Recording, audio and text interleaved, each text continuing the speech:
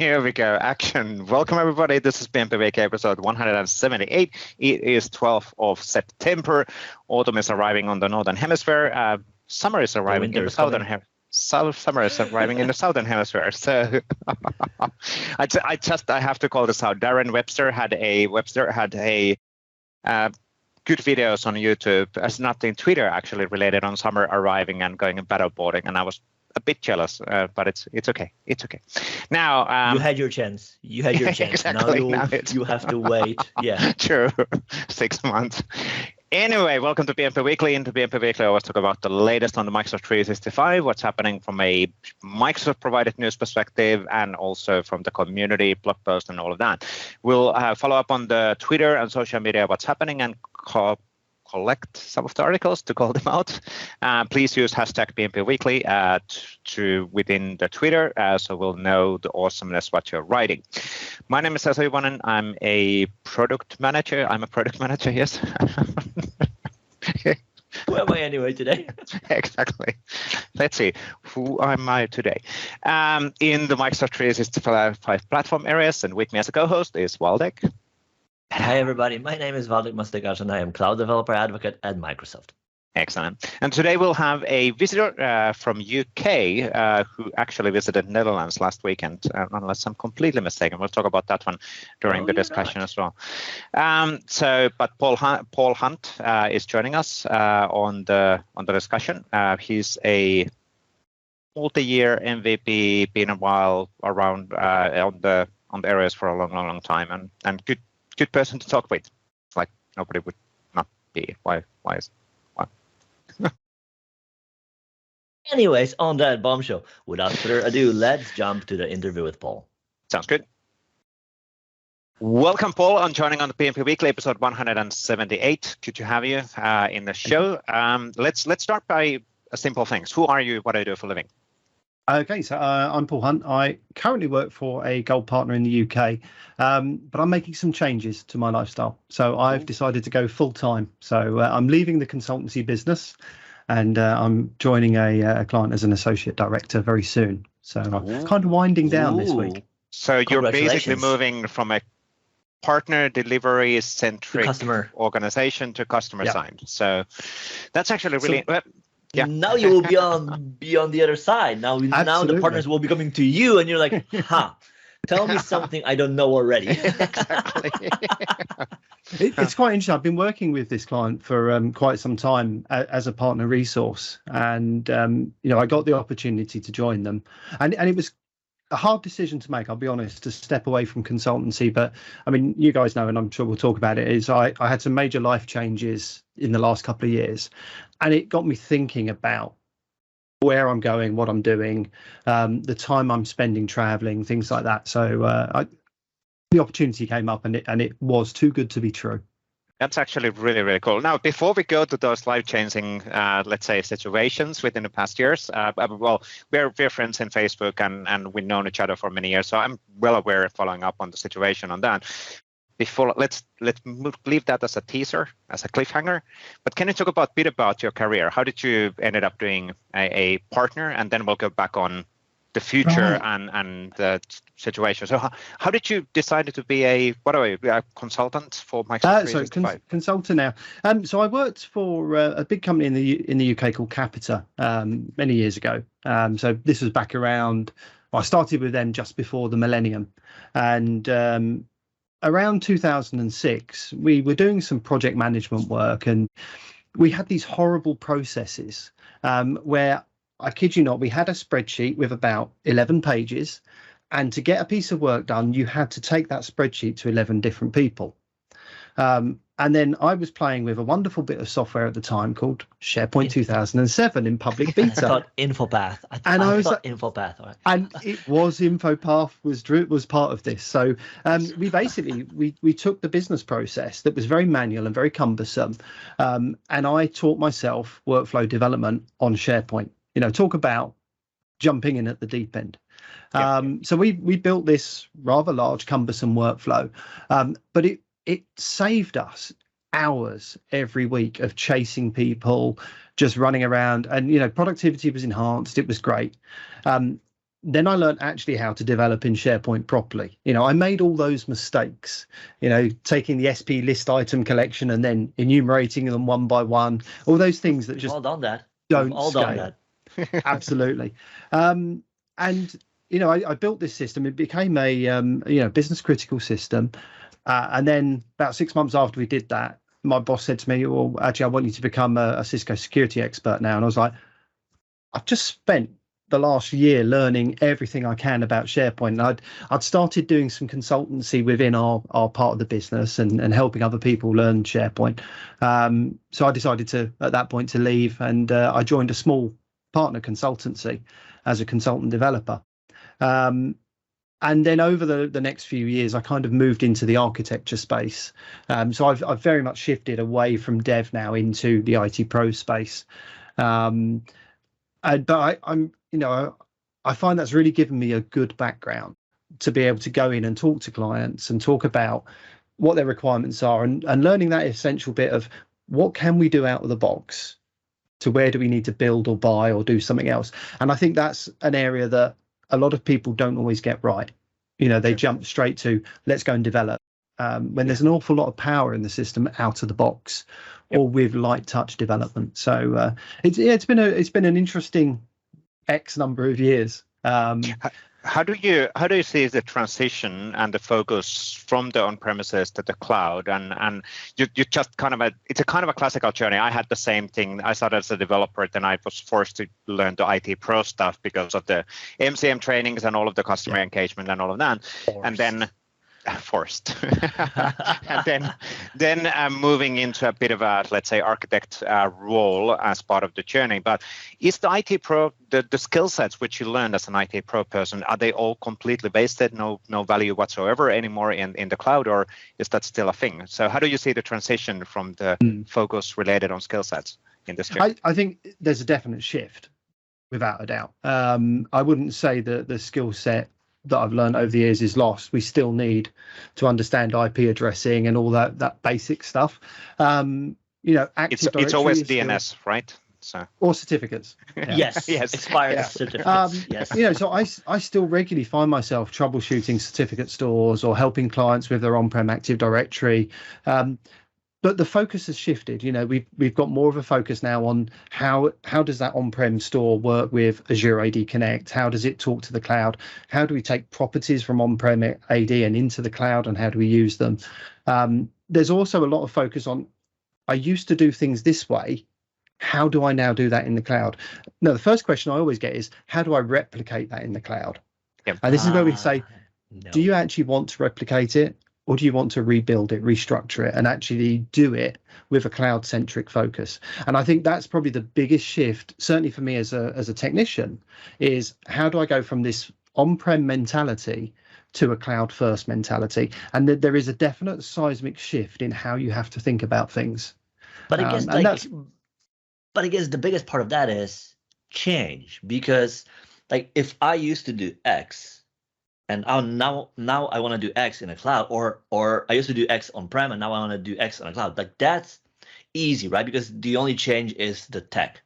But if I used to do X, and now you're telling me, well, shouldn't we be doing Y? That's a whole different game, because the first thing, you need to work with people to change, to adopt the way they think, the way they reason about their work, maybe even their skills. And that's probably the hardest part, like moving from on-prem to the cloud, comparing to reskilling people and changing the way they think about things. I can imagine that is way harder. It's interesting. I do a lot of business change management engagement, and the focus of that is traditionally the end user.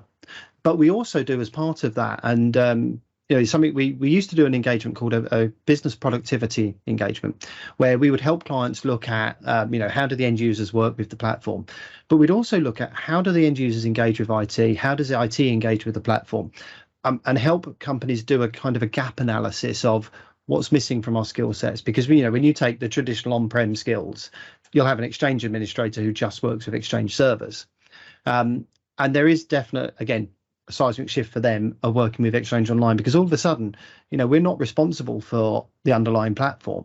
Yep. So we can spend more time focusing on actually making sure we've got things like transport rules configured correctly, making sure that our DLP policies are correct and doing what they should be doing. There's an awful lot of time spent saying, yeah, we're going to roll out DLP, and we do that, and then we forget about it and never go back and never review it. Yeah. So I think, because we've got certainly the constant changing platform, we go away from this 3-year delivery cycle to an evergreen model. So the IT skill sets have to go with that. They have to become an evergreen model as well. You can't just roll out a tech. Yeah. And also the fact that because you're in a cloud, maybe, there is a bigger awareness around bringing your own. Like, I want to work on Trello, or I want to work with Miro, right? And people will work on that. And like, how does that tie in governance, compliance with your org? And the rules like things like onboarding, offboarding, data access, permissions management, compliance, governance, and all of that, not to mention GDPR and other things, right? So I think that also becomes a new topic that wasn't maybe as applicable in the past on-prem, because, well, you were on-prem and you couldn't connect to everything online, and especially things online couldn't get back to you on-prem, right? That's half the problem, wasn't it? Users would do it, and we had no visibility of it. Yeah. So if anything, I would always say that the move to the cloud is giving us more visibility and greater visibility. And if we choose to do it, greater control. I'm working with a number of user groups within my main organization around, do I need Whiteboard or do I need Miro? Now, both are really good tools. I love the Teams Whiteboard. It doesn't work for every scenario. And in that case, then you may need the additional capabilities of something like Miro. But then you've got that additional problem of, if I upload a document into a Miro whiteboard, where is it? Who's got control of it? How do I make sure it gets deleted? And that's where you then need to work with Miro themselves and say, how do I implement the kind of governance rules that I've got in 365 within the Miro platform? And it's great. I mean, they've got some great APIs to work with, and we're just going through that process with them now to make sure that we can replicate the 2-year retention policy we have in our teams to the same in a whiteboard, to make sure that when the teams disappears, that whiteboard content has disappeared as well. And I think it's understanding the capabilities. That's really where this big transition comes from, because there's so much more power available to people that they've got to learn it, and it's almost like, oh my God, there's so much there. What do I start with? How do you see that as a partner before going to the future role and all of that, what's happening? But as you've been in a partner ecosystem for a long time, how do you see this transition of cloud as a partner opportunities? Is it less opportunities? Is it a change opportunities? Is it more opportunities? Because you might also argue that in the past, and maybe we were a bit younger, all of us in this call, and the consulting was a bit different. We were writing code, we were writing scripts and all of that. I don't think we would ever do that anymore. It would be more a business consulting. It's more process-driven consulting thinking, and that's where the money is. You do code. Yes. That's because I asked you to write me some code. So. No, I still do a lot of scripting. But you're absolutely right. The focus has changed, and I said I do a lot of business change management. That's definitely occurred over the last 5 years. As we've gone into certainly more cloud enablement for clients, we've talked a lot more about process change. We've talked about a lot more about business change. How does the business change take what they used to do day to day? How do they do it going forward? How do we cope with things like the evergreen change model? How do you keep your staff up to date? I used to do quite a bit of work with sort of digital champions in the past, even for just rolling out. If we rolled out a new intranet, you'd work with the digital champions. But that was on, SharePoint 2010, 2013, where you would roll out the platform, you'd roll out the intranet, you'd deliver the product, you'd train everyone, and then as a consultant, you'd generally probably just walk away until they wanted to do an update or something. But with 365, we're delivering, and then there's change, and we're helping them manage change. And so when we talk to the Digital Champions Network now, it's not about this one-off release and then it's out in the wild. It's, hey, there's this change coming to Teams, and a week later there's another change coming that we just need to adapt and work with. And it's helping people understand the constant need for change. And I think that's definitely a partner opportunity for us, is helping people establish that change management process, and understanding how they manage and maintain that impact to the business.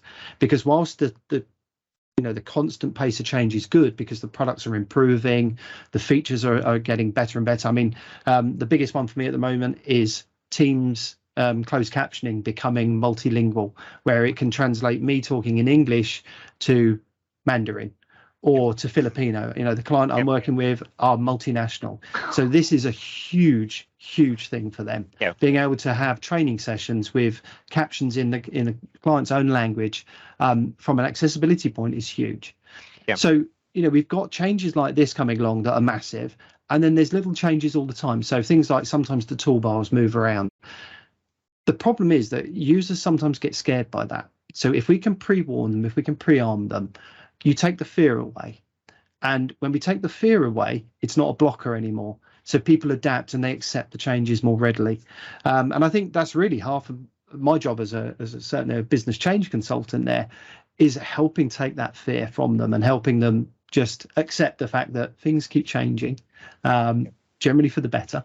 And maybe so on that, right? Like how did that change? Because like you've been in this job for a while now. How does that change with regards to what you do and the reactions you see?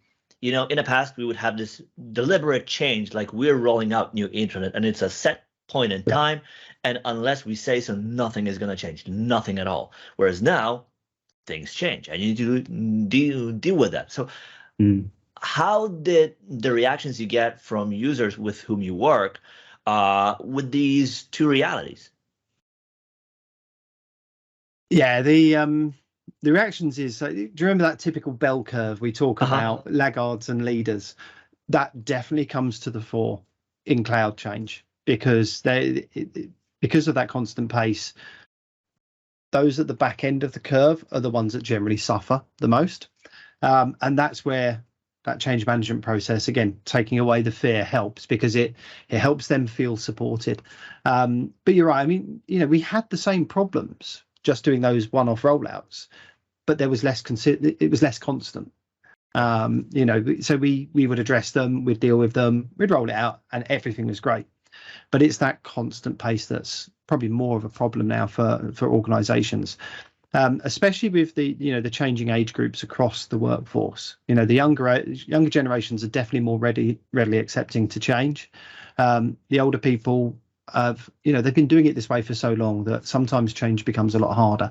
I'm seeing this a lot with things like access databases, Excel spreadsheets. We've always done it this way. And now I can't put that access database into OneDrive because I can't use it. So we've got to rethink about how we do some of the things that, were set up by someone as a bit of a hobby, and then it became a business critical process. And we're going through some of that pain with clients where you're helping them address, okay, how do I do access databases in the digital workplace now? How do I take these old ways of working, these huge spreadsheets we used to work with?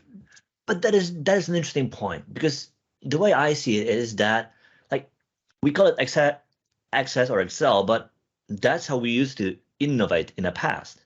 Yeah. Right? Like, there would be a person passionate about their work, wanting to work more efficiently. They would build an Access database as opposed to having a sheet of paper and a pen and trying to hunt down everybody across the work floor to get their approval, right? So people would automate this with the tools they had then. At some point, it became a thing that they do. Aren't we doing exactly the same with Power Apps and Flows? Absolutely. Yep. Power Apps is the access databases of 10 years ago, without a doubt. And I am seeing that across the business where, people are putting together a Power App to solve a business problem.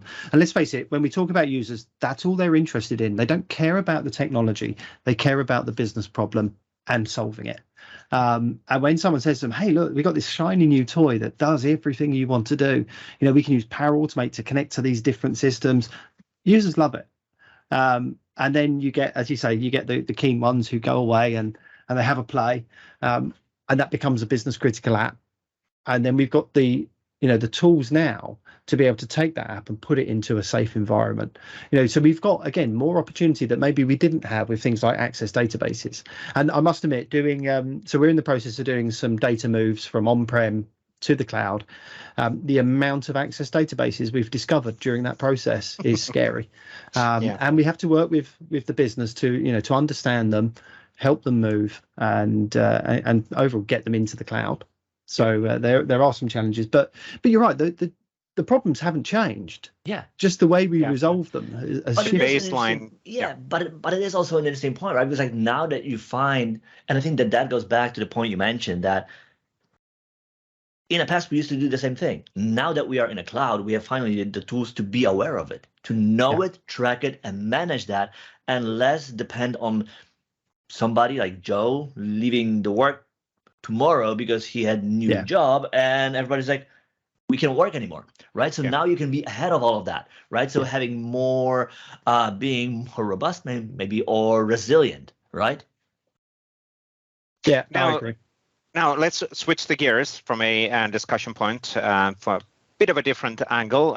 You also mentioned, I'm trying to do a segue here. So given the constant change within the platform, well it will work. and given the constant new features and capabilities and the stuff what is happening, it's actually quite also natural that as a consultant, we start seeing, well, I'm now referring to a consultant, I'm a recovering consultant. As an ex-consultant, we see that constant, let's say, stress also on staying up to date and basically being good enough for the customer engagement, staying up to date on what's happening. And that's actually something which can then, of course, backfire, right? Is that the right way of saying that as a segue related? That's a cracking way of on a scale of 1 to 10, I would give it a 7. So I think let's address the stress piece there. The keeping up to date, that's not gone away. If anything, that has got a bit worse. We've got so many different products and there's so many changing products that keeping up to date, that is hard. What it really comes down to is getting the balance right. I work generally with clients. I'm working a 7.5, 8 hour day, and then doing things around the MVP activities. So maybe preparing sessions. I might, on odd evenings now, work a few hours extra, work up until 9 o'clock. I used to do that an awful lot. And then I had a huge kick up the backside to tell me that what I was doing was wrong. So for those that don't know me, I was at Sharepoint Saturday Helsinki. It had been a very busy couple of weeks. I think I'd been to 2 other countries in the week before. We did the Sharepoint Saturday. I delivered my session. We all went out to dinner. And then walking back from the restaurant, I was having a lot of problems breathing. And in the end, I jumped on one of those little tier scooters, the hire scooters. Everyone hates them in the UK. I love them because without a doubt. Now you do. Without a doubt, it saved my life. I went back to my hotel. I got up the next day. I scooted around Helsinki because I thought I'm not walking again. That hurt. So I scooted around Helsinki. I flew home.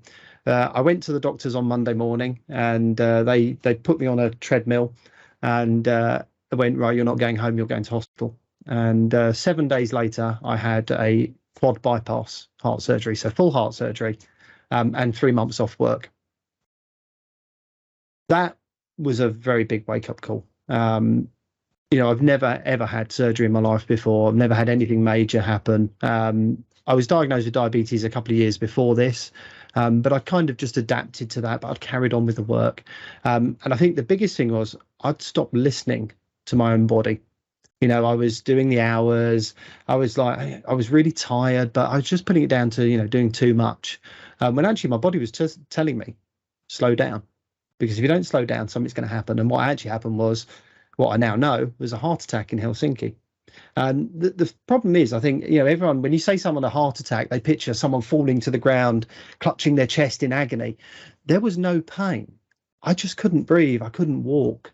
And it wasn't this terrifying heart attack experience that people talk about. But it wasn't until, I spoke to the doctor and they did this testing and they said, well, yeah, basically you were having, it was either a strong angina attack or a mild heart attack. And the key difference, as I understand it, is the fact that there's no damage to my heart, which means it wasn't a heart attack, it was an angina attack. I think if you go beyond, you get to a point where the actual can cause injury to your heart. So I had this surgery, did 3 months of recovery. And then I was really lucky because COVID hit. Everyone goes, lucky. I'd just come back to work as everything started closing down. So I had then another 6 months of rest because we were just working from home. I was able to get back into the consultancy groove, but without the traveling. I also made a lot of changes to my lifestyle. So cut down on the coffee, changed my diet, lost about 3 stone in weight, which was definitely needed. And as we've come back into the new normal, it's got me thinking about the whole work-life balance. So I've definitely got a lot more control now. Tools like Viva is great. I set my focus time every morning. People are pretty good with obeying that as well, and understanding it. If someone's really got an urgent meeting, they'll break through and get a meeting in there. But I set my lunch breaks as well. I make a point of getting out and getting away from the computer every lunchtime, nearly every lunchtime. Literally just get out for a short walk. So my cardiologist told me five times a week, 30 minutes of exercise minimum. So I try and do that for my lunchtimes, and the big benefit of that is it does get me away from the computer. Yep. But that's kind of driven, as I said, a few changes, and it has driven me to stepping away from consultancy and deciding to go full time, just as a client rather than a consultant partner. Yep. So a big change, definitely. Yeah, that's definitely a big change, and of course, it's partly because of the age. Sure, the body is cannot cope with the stress and cope with the execution that much. But even as a younger person, it would be good to find the right balance, because again, some of us, we're doing this for decades, and the thing shouldn't be about the future things which are going to be, I'm going to be whatever director within a blah blah blah in 20 years. No. I actually, Dave Cohen said this at some point. He's one of the managers in Iceland, and it was really well said that the award and the focus should not be actually in the end goal. It should be in the journey. It should be part of the day-to-day journey and making that as suitable and as balanced as possible, rather than thinking, no, I'm going to push now for 2 months or 6 months or 20 years or 40 years, and then I'm just going to lie in there, which might never happen. That's the problem. Yeah. I think, someone said to me, well, what would you go back and tell your younger self? And it's always going to be make better choices. But I don't mean make better choices career-wise or things like that. It's things about, listening to your body, maybe thinking a little bit more about your diet. Those fried breakfasts every morning when I was an apprentice was a great idea. I loved it. There was lots of fuel. But over the years, it is going to play on you. But that point is hard, right? Because one thing, so you don't care when you're younger, do you? Because it's exactly. So that is exactly I point, and I guess I even see it in a way I'm reading a book, and if the topic isn't relevant to me now, I was I read it, I will just go through it, and it's one ear in, the other out, and then I will read the same thing in a year where my life changed, situation has changed. Oh my, this is so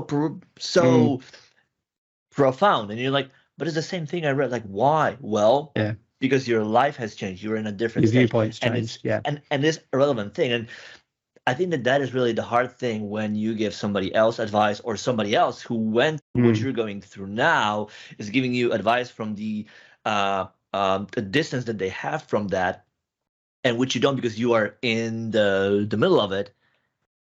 How to deal with that? How do you be able to step back? What am I actually doing now? And listen to that other person, the older your parents, for example, who went through, the same life stages, and you're you're all what do you know? Well, we all have to make our own mistakes. No, I think it's my own message going forward to people would be, think about things and do it in moderation. I think we can all agree that excess is bad. If you do things to excess, something's going to go wrong. Now, when I was a kid and used to go out and drinking, excess normally ended because you fell over drunk in the street and injured something, and that was probably the worst of it. But it's things do have consequences in the long run, and you just don't want to hear it when you're younger, I guess.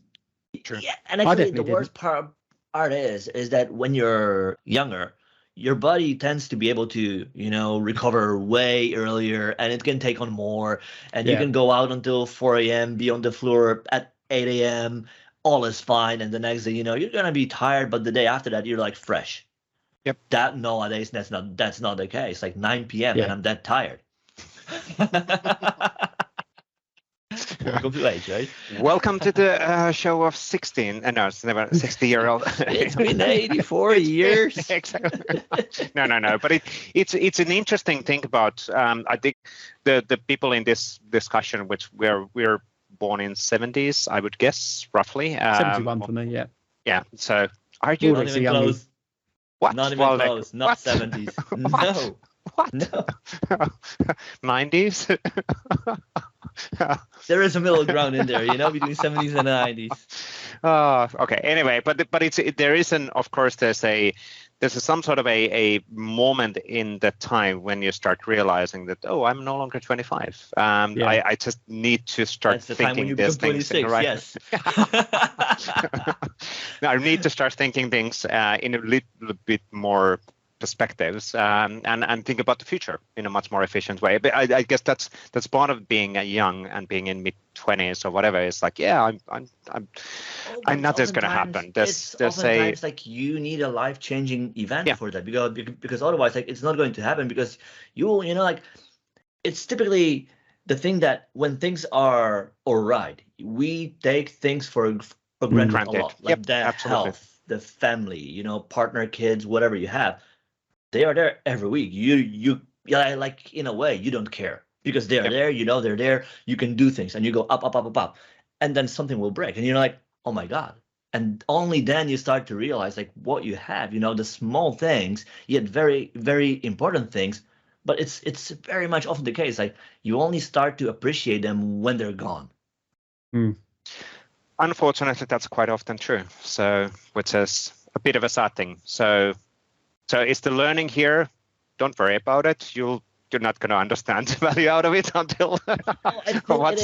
It is the hard part, I guess. Like on one hand, like it is hard. It is hard, and I don't think that there is easy answer to that because at the end of the day, I think that the relevance plays role, and if you're not open to it, if that is not the right time for you, you will not listen to whatever advice you will get, right? Paul, you wanted to add something? I think hindsight at the end of the day is amazing. We can see back and we can see exactly where we made our mistakes.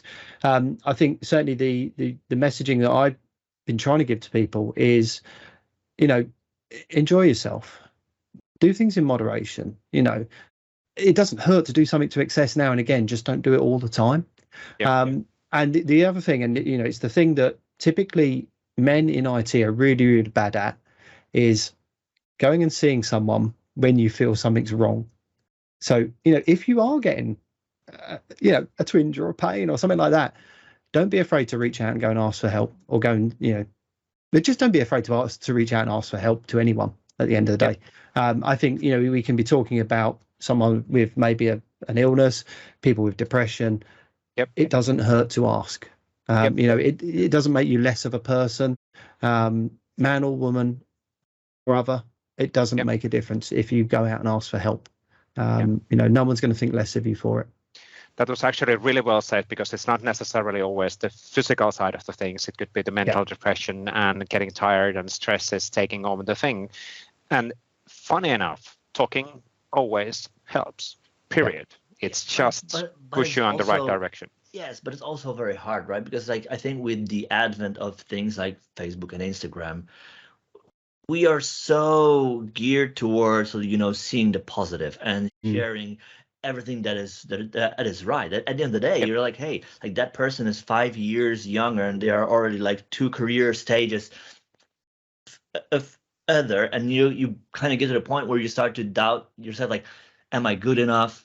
Am I doing the right thing? And that gives you this additional stress. Well, you don't have the full picture of that other person. No, exactly. You don't know the stress they go through. Do you know the trade-offs they make? Maybe they're alone and they only share that to get that acknowledgement. But probably the grass isn't greener, right? So, but that makes it really hard, I guess. Sure. Sure. I've always said, certainly to my friends and acquaintances, that if you ever want to talk, I'm certainly always going to be able to listen with no judging. I've gone through a load of things with the heart, diabetes, understanding, and again, well, you said there, not everything of that has gone on Facebook. I haven't put on Facebook about the things I've struggled with, because generally we just put on Facebook the funny stuff and the cat videos and the good stuff. The weekend we just spent in Holland doing Collab Days Netherlands. All that goes on Facebook, but you don't talk about the doubts, the less quiet parts. So just because someone's always sunny doesn't mean they're not suffering. So if someone like that reaches out to you and says, then just be there. That's a great ending for the. Yes, it's a very profound thought, and exactly. But every single time somebody reaches out to have a discussion, be there, help them have that discussion, and listen. You don't, and like you said, Paul, it's not necessarily that you need to share. It's listening to others and helping them to share their things as well. But it is an interesting world where we are in this full positive. Everything is shiny, all fun. And then I remember I related on this one. So a few weeks back, I posted a few things in Twitter related on the heart operation for the kid, and I got reactions where people are like, "Oh my god, no!" It's like, no, this is life. This is normal. It's okay. It's just that in the normal day-to-day world in social media, we do not see these kind of things because we always talk about the positives. We always talk about the succeeding and doing better and whatever. In the real world, yes and no, right? So I guess it's also a nice way to see how you deal with that and how you choose to deal with it, and how much of a normal thing you choose for it to be. It's highly subjective, you can of course. see other people, like for them, that's like a major thing, because it is a heart. Like it's not like, a finger and you have 9 more. It's a heart. It's kind of a vital thing, like if something goes wrong, like it's you might get another, or it might be fixed nowadays, but it's a kind of important thing, right? And it only proves like how you as a person choose to deal with that versus how other people deal with that, because they haven't been exposed to it at that degree, right? So it's all different, but it only proves the point that, different people think differently about the same things, and there is no one recipe for everybody. Maybe then order to like be human, like, be appreciative or be aware of that everybody struggles with something, and you just because it doesn't show doesn't mean that it isn't there, right? So be kind, I guess. Be kind is good. Be excellent to each other. Yes, definitely. Cool. That's a great ending for the discussion. Thank you, Paul, for joining us. My pleasure. Really, really cool to have a discussion. Good to catch up as well, and good to. I still felt bad that I was in the Netherlands last weekend. Watching those things, I got to say, it was great to be back in person. I'm really glad that events are coming back. Good. We got Collab Days in Bletchley Park. I'm just going to say it on the 5th of October. So certainly for any listeners in the UK, free event, please register. Just Google Collab Days or go to collabdays.org and you can get your tickets there. We'll add it on the notes on the video for sure. Awesome. But thank you, Paul. We'll be definitely in touch in the future, and we'll move on to the weekly articles right after this with Waldek. Awesome. Thanks, guys. Thank you, Paul. Excellent. Thank you, Paul. And that one really, really good discussion and good to catch up as well. It's been a while. It's always kind of now that we're starting to have those in-person conferences and setups and seminars, you're always like, jealous. I want to be there, but no, but yes, I do, but no, I don't. It's interesting. I'll be anyway next week in Orlando, so I will get my fair share of meeting people. So that should be good as well. So good for you.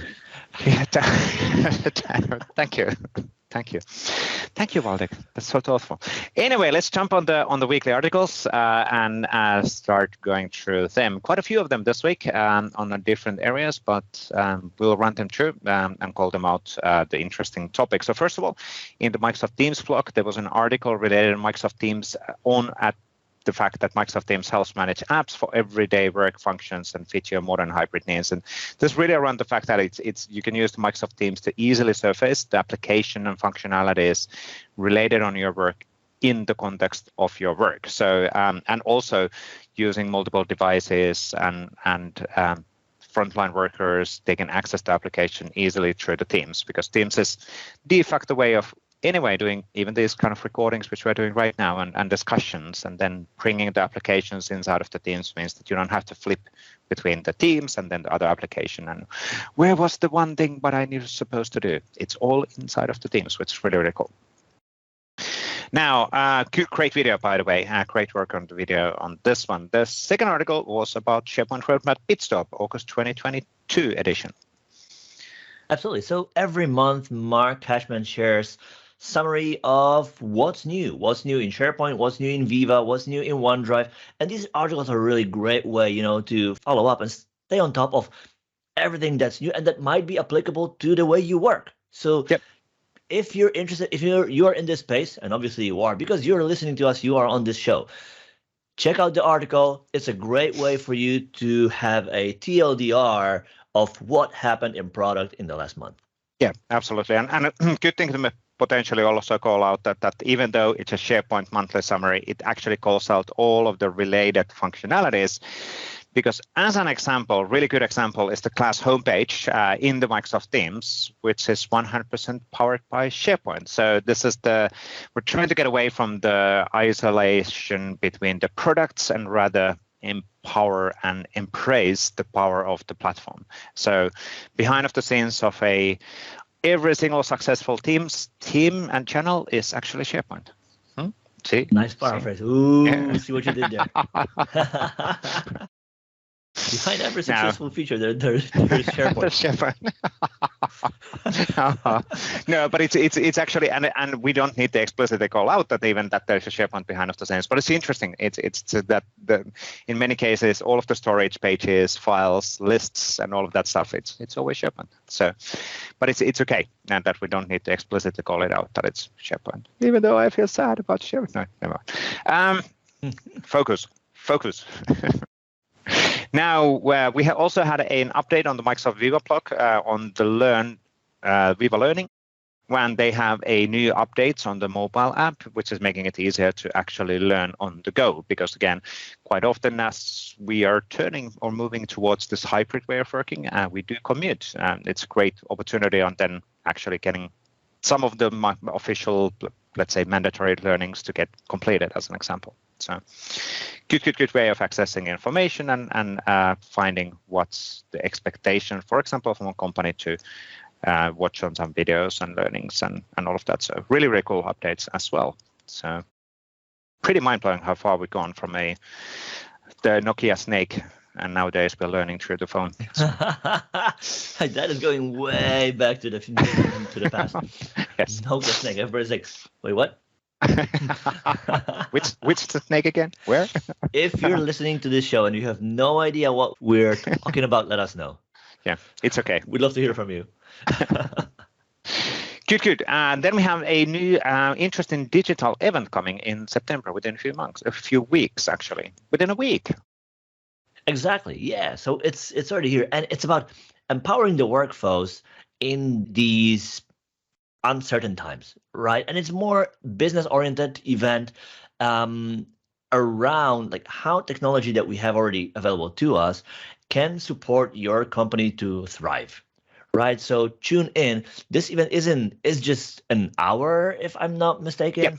45 minutes. 45 minutes. I believe, yeah, exactly. So it's short, and I guess that. Typically there will be a part that is live, and there will be probably some videos available on demand too, probably the way we go about it, I assume, right? Absolutely. So check it out if you are in this space, because it might give you some interesting perspectives into how you can think and talk about technology that we have already available. Yep, absolutely. And this is, as it's about the employee experiences, it's all about Microsoft Viva, and the Viva is again all about how to evolve the platform, just not about the products, but also more industry-specific applications and scenarios on top of the products as well. So really, really cool stuff. Now, we had an awesome blog post from Gary Trinder, which is something which we get so many questions always on, because there's so much information available. There's a constant flow of information on the advanced scenarios and new things. But then how would I get started? So me as a first developer moving in as a new person on Microsoft 365, what are the assets? Where do I get started? Should I approach things? And thank you, Gary, for writing this nice article, which is really around the key steps. So first of all, join on the Microsoft 365 developer program. You'll get a free tenant. Learn the fundamentals of Microsoft Cloud in Microsoft 365. There's a learning paths in Microsoft Learn, certifications available as well. And we do have our super active community, which is growing all the time as well. We have community calls, open source assets, samples, all of that available. So really, really cool stuff as well. So thank you, Gary, on that awesome asset. Now, on the platform community blog, we had also an article from Dipesh Panani. Exactly. And he shares his perspective on what are some good approaches to work with SPFX, right? So when you build an app using Sharepoint framework, what are some logical ways to structure the project, the building blocks, structure the code, basically so that you can accommodate for scale. And over time, it's also easy to maintain it, right? So he shares some experiences from his work, and who knows, maybe you can benefit from them. Yep, absolutely. Absolutely. That is a great stuff. Thank you, Dipesh. One thing I need to always call out in here, because a bit senior within experiences, I would never, ever call out something to be a best practice, because always best practice are highly subjective. One person's best practice might not be the best practice for another team. So it's good practices or patterns which we found useful, but calling it always best is a bit of a bummer. But it's okay. Thank you. You could even make a point, right, that even something as a good practice, even that depends on the context. The Absolutely. Context of the team, 100%. the customer, the 100%. size, the time, your requirements. So I think the context is really key for you to be able to understand when this matters or helps. And also to have this thing like, well, if you do this, then forget all about it, because you probably don't need any of that. Yeah, right? Yeah, that's true. That is true. But thank you, Dipesh, on sharing your practices. And it's always cool to read what are the things and patterns what people found useful. Yeah. Thank you for that. Now, then we had from the Power Apps community blog, there was an interesting blog post related on navigation between multiple Power Apps. So if you're in the Power Platform and Power Apps area, this probably might be something you will run into, because again, you might want to split your application to multiple individual applications, and then you want to transition between the apps. And this blog post talks about those scenarios and how would that actually be working. So thank you. Thank you, Ahmed, on that one. So really, really cool stuff. On the Power Platform side, in the official Power Platform blog. Yes, exactly. So we have an article from Steve talking about the admin side of Power Platform, right? So how do you go about it, right? So what kind of team, what kind of skills you need to have? How do you spend your time being an admin, managing Power Platform so that it is agile? It can accommodate all the different needs you have, and also that you are in control of what are the different things that people do on it, what kind of apps they build, resources they consume, and so forth and so on. So discussion about trying to help you get more control on the Power Platform, managing that as opposed to using it to build apps. Yeah, absolutely. Really good stuff. Thank you, Stephen. And then Audrey Corton had 3 primary reasons to learn Dataverse. So basically, why does the Dataverse matter, and what is the benefits out of using that? So Dataverse is a data storage platform for Power Platform solutions, and it can be really easily being used in that side, in the Power Platform side as well. And why would that matter? Why would you use that rather than other things, and the benefits of using the Dataverse? So really, really cool stuff as well. Thank you, Audrey, on that one. Now, Christian Buckley had an interesting change management blog post in the Recording 365. Yes, why companies struggle with change. And you probably, no matter who you ask, you will get one or you will get a different answer from everyone. And this is a very interesting topic because things change a lot, right? Like you could even assume that or say that the only constant that is change, right? Things evolve, things change. So why is it so hard? Well, Christian shares his ideas and opinions on that. So if you're interested to hear from him, check out this article. Excellent. And then Christian was also involved in this article, which says, can I move large Teams files using PowerShell in 365 AMA? And basically a panel discussion related on, okay, so I have a large file. How would I now start using that to another location, and what are the options, and what would work and what would not work, and all of that. So, of course, should be a relatively simple thing to do, but again, it depends. Are you a script developer? Are you an API developer? Nothing's easy at scale. Nothing is easy at scale. Yeah, that is so true.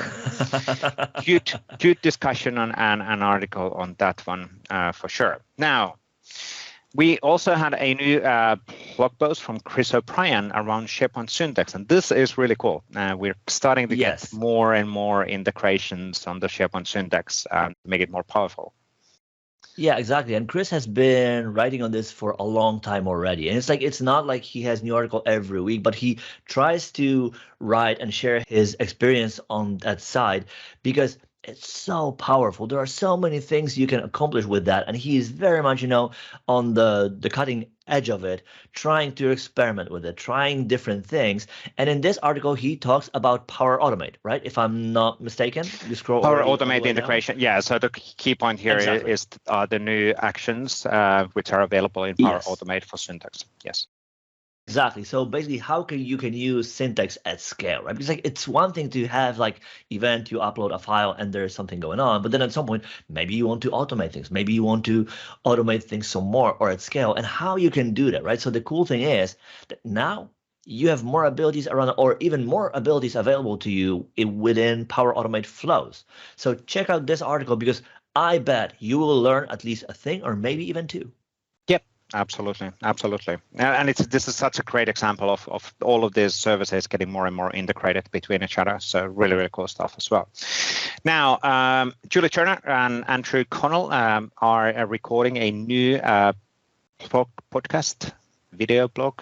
I don't know what we call this anymore. Whatever the PnP webcast, I don't know, but called Cloud Dev Clarity, and this is episode 7 around the React Angular web frameworks, good, bad, and ugly, and obviously opinionated discussion related on what works and what doesn't work and why does it actually work between Julie and AC, so Andrew Connell from Voitanos. So really, really cool discussion as well, and there's a great discussion points to understand the differences and aspects and what would work and what not doesn't work, and why certain people are of certain opinion. Yeah, and apparently some frameworks are like cars, beer, and something else if you scroll down a little. So definitely, some cars, pasta, and beer. So cars, pasta, and just beer. For that comparison, you might be interested in why. So tune in their show and let them know what you think. Yep, absolutely. Appy, Albert Jan Scott had a blog post around Power Platform Tenant reporting with CLI for Microsoft 365. So CLI for Microsoft 365 is the open source CLI, community-driven CLI for Microsoft 365, and it actually has so many commands and so many functionalities available. And one of the new things is about Power Platform Tenant reporting. So how much stuff is being used, how it's being used, where the flows are, and all of that. And you can easily output that information, for example, in CSV. So really, really cool script as well. Thank you, Appy, on sharing that. AC also had a new article on the Voitanos blog related on how to register SPFX field customizers with SharePoint REST APIs. What is this all about? Exactly, right? So in SPFX, you have the ability to override the way fields are shown, right? So you can build some code in SPFX, and with that, control how a field is shown. And that can be as simple as you want to add some coloring to very complicated things like, showing a map or whatever you want, right? So, but once you build your code, how do you associate your code with a field? Like, how do you make it actually work, right? Yep. So AC shows how you can do that with the SharePoint REST APIs. And he also has a really nifty app that simplifies it, right? So you can deploy this app and use this app to set that in place, as opposed to calling the REST APIs by yourself or using Feature Framework XML or any other ways that are available to you. Yep, absolutely. Absolutely. Good reference article and a video as well. Thank you, AC, on that. Now, Peter Venstra had a blog post on 5 steps to implement word-based search in Power Apps. So how would you have that search functionality in your Power Apps? And he talks about the different options and how those can be actually done, or those steps. 5 steps to make the whole thing actually to work. So thank you, Peter, on that one. So making sure that things are actually working. How can you do filtering, for example, in the lists with the filter word and only filter those which are available? And also how we would be optimizing this in the Power App side. Now, Adam Wojcik, what's the right way of? Wojcik, yeah, that's the right way. You're good in Polish. Thank you. Completely fluent. But Adam has created he had already created an extension for VS Code for CLI for Microsoft 365, and now he started creating a PnP PowerShell VS Code extension to make it easier to actually build scripts in the VS Code. So basically have a docs integration, sample gallery script and snippets for PnP PowerShell commands. And that's actually really cool, really cool scenarios. And you can download this to be available directly in the VS Code. And then that lights up the new functionalities in the tooling. So really cool stuff. Yep. Thank you, Adam, on that. Now, I'll actually talk about this one as well, because I worked with Alex. So Alex actually had a few cool adaptive card template designs available, and then we worked last week together on making them available in the centralized adaptive card templates gallery in here. So there's a new set of templates and designs available, which he included in here based on the day-to-day work what he's been doing. So really cool stuff to be available. So now if we go here, for example, quote of the day, it's a new design template, an adaptive card template for showing those quotes in the cards, or Yammer live events. So have a nice design for showing the upcoming Yammer live events. So really idea of this is that we'll have a starting point, an easy design, which we can then start to be using, for example, in the Viva connection, and adapt that or adjust that a bit based on your business requirements. But having something always available as a starting point is better than starting from scratch. Definitely. Cool stuff. Because there is nothing that intimidates more than an empty page. Right? So exactly. It's always easier to take something that works and adjust it to your needs, as opposed to, where do I start? Right? Yep. Absolutely, 100%. So really cool stuff. Thank you, Alex, on that. Now, on the videos, Paolo had a new video related on search web parts. Exactly. So another video from Paolo Pialorsi, and this time it's about configuring a search result page with PnP modern search web parts. So in the past episode, Paolo would talk about the different building blocks that are available there that are built by the community if you want to work with search. Now, in this video, he shows how you can assemble all these different building blocks to build a search result experience, right? So your own search results page that you can then again tune to your needs. So a really interesting video, not too long. Actually, 2 minutes 37 is definitely worth everybody's time. When you have a drink, check it out, because it might inspire you to do some cool things on your intranet. Absolutely. And these web parts are so powerful. So really great work on Paolo also explaining what's possible with these. And then Laura Rogers had a new Power Hour recording. So she's live streaming this on a weekly basis, unless I'm completely mistaken. And this time the focus was on a SharePoint file viewer web part. What is it? How does it actually work? And what are the adjustments and options, what you can do with that? And this web part is a really, really easy way of surfacing then documents, PowerPoint presentations, or any other documents inside of a page, which you can then surface in the SharePoint or in Teams or wherever you are surfacing that information. So really, really cool stuff as well. Thank you, Laura, on that. I guess that's it for now. That's the updated list of articles for this week. Yes, it is. Good. Any interesting events happening this week for your side? Events or actions or plans or I have a big event. I have a big a personal thing. We are remodeling the kitchen. So this week it's going in. So it's a really big, crossing my fingers, knocking on the wood, praying to demo gods and whatever else that it fits, that everything fits and everything, that by the end of the week we're done with the mess, right? So it's only 2 weeks, but it feels like 2 months. Yeah. So we're camping in our own house, like yeah. So that's probably the bigger thing. Work-wise, we're experimenting with few things, and personally, I am preparing next week that there's going to be Microsoft-wide Hack Week. So I'm preparing for that together with a few folks. We have an idea, and we hope that we will be able to show you something really cool and useful really soon. So cross your fingers for us. That's a week from now. That's actually a good point. So I'll be at the Orlando in the Power Platform conference during that week. So I can do. So. You can hack on the road. I guess so, or not. So we'll see. Yeah. So I guess there's so many other things to worry about during that week as well. So that's it's fine. I really haven't had a proper chance on doing a fix, hack, learn week within my last years. So it's okay. So. Plan it. That's on you. Plan it. Yeah, well, the planning works. Anyway, it's not gonna no pitching. So, no. No complaining. No complaining. No ranting. No. Ship it. Yes. On that bombshell.